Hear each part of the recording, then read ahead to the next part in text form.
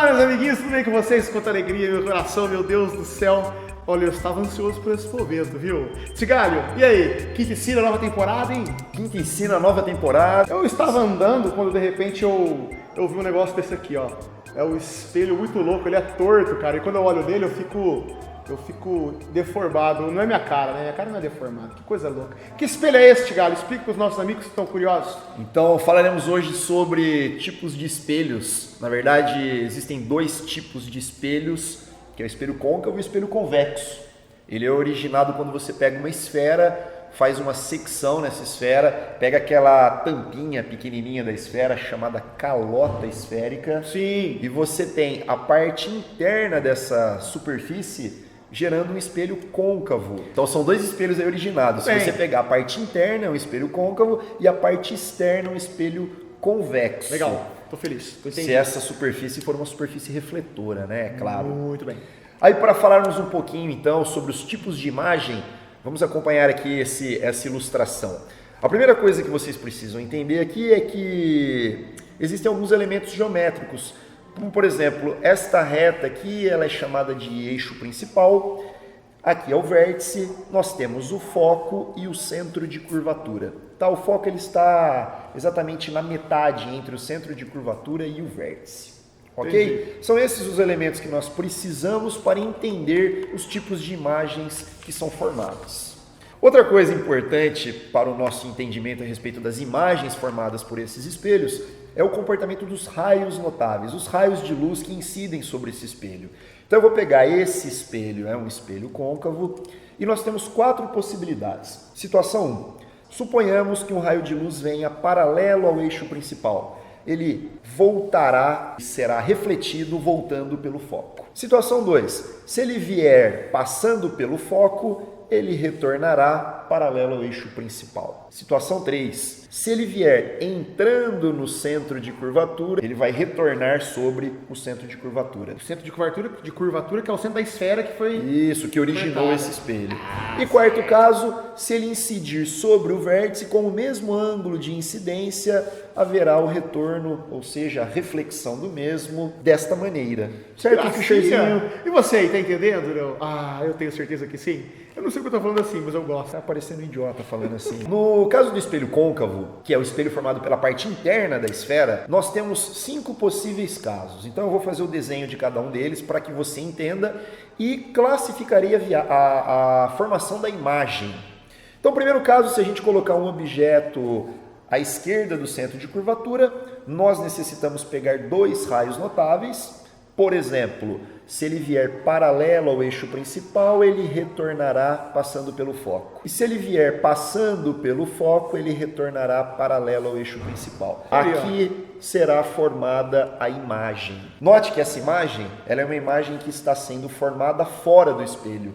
Toda imagem formada fora do espelho é classificada como sendo real, dentro do espelho virtual. E note que ela também é menor e invertida. Muito bem. Segundo caso, pegue o objeto e aproxime-o para que ele fique sobre o centro de curvatura. Faça os mesmos raios notáveis. Veio paralelo, voltando pelo foco, veio pelo foco, voltou paralelo. Divertido isso. Note que o encontro desses dois raios notáveis se dá exatamente nesse ponto, que é o centro de curvatura. Se eu olhar para baixo, eu vou me ver lá embaixo? Não, não é assim que funciona. Eu já vou mostrar. Eu vou mostrar para vocês daqui a pouquinho o espelho côncavo e vocês entenderão melhor um pouquinho sobre essas imagens formadas. Note que ele está fora do espelho, então ele é real. Ele tem o mesmo tamanho, então nós falamos que essa imagem ela é igual e também invertida. Terceiro caso, aproxime um pouquinho mais o objeto, ou seja, coloque-o entre o centro de curvatura e o foco e faça a construção dos raios notáveis. Veio paralelo, voltou pelo foco, veio pelo foco, voltou paralelo. O encontro se dá neste ponto e note, a imagem ela é maior, bem maior. Ela é fora do espelho, ela é real e ela é invertida. O quarto caso, continue aproximando a imagem para mais próximo do espelho e a coloque sobre o foco. Nesse caso, a construção se dará veio paralelo ao eixo principal, retornou pelo foco. Nesse caso não dá para a gente fazer um raio de luz entrando pelo foco, então a gente usa um segundo ou terceiro caso de raios notáveis, que é aquele raio notável que entra pelo vértice. Entrou pelo vértice, saiu pelo vértice. Sim, com o mesmo ângulo. Olha que gordinho mais lindo, né? É o Fischerzinho. Obrigado, senhor. Nesse caso, eles saem paralelos, ou seja, eles não se encontram, portanto não haverá formação da imagem. Nós classificamos esse caso como sendo uma imagem imprópria. Na realidade, se você pegar um espelho côncavo, quando você aproximar o objeto do foco, o que você verá é um grande borrão dentro desse espelho. Tipo, não está focado. Como se não tivesse focado, exatamente. E o quinto caso, à frente do foco, nós temos aqui a entrada, veio paralelo, voltou pelo foco. E novamente usando o vértice, então, entrou pelo vértice, saiu pelo vértice. Note que do lado esquerdo do espelho os raios são divergentes. Mas se você prolongar para dentro do espelho, haverá um encontro e é ali que a imagem será formada. Nesse caso, como ela está dentro do espelho, ela é uma imagem virtual. Ela é maior e ela não mais está invertida. Ela é uma imagem direita. Exatamente. Para mim ela está em cima. Esse espelho é muito utilizado por aquelas pessoas. Você talvez use quando você vai tirar a sobrancelha, aqueles espelhos que você... Eu não tiro a sobrancelha. Como não? Eu não tiro. Tá bom. Aquele espelho que você tem a imagem dentro dele, ou seja, ela é virtual e aumentada, ampliada. Esses são os 5 casos, né, de espelhos côncavos. E tem um caso, que é o caso único do espelho convexo, que é quando você fez aquela secção e pegou a parte externa da circunferência.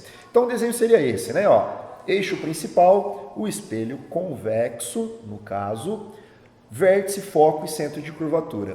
Não importa o local onde você coloque o objeto, ele sempre estará à frente do espelho. Como o foco e o centro de curvatura estão atrás do espelho, é o único caso possível. Para a construção da imagem, os raios notáveis se comportam agora de maneira um pouco diferente, mas usando os mesmos princípios. Eu posso vir paralelo ao eixo principal. Quando esse raio de luz incidir sobre o espelho, ele vai refletir, mas ele refletirá na direção do foco. Então você prolongue lá para dentro, né, de forma virtual, e ele vai refletir na direção do foco. Como nós precisamos de 2 raios notáveis, eu posso ter um segundo raio notável, que é o do vértice. Bateu no vértice, com o mesmo ângulo de entrada, nós temos o ângulo de saída. Prolongue esse raio notável e o encontro dele se dará dentro do espelho. Portanto, Fischer, classifique essa imagem. É uma imagem virtual, porque está dentro do espelho. Muito bem. É uma imagem Bedor, você viu na imagem aí.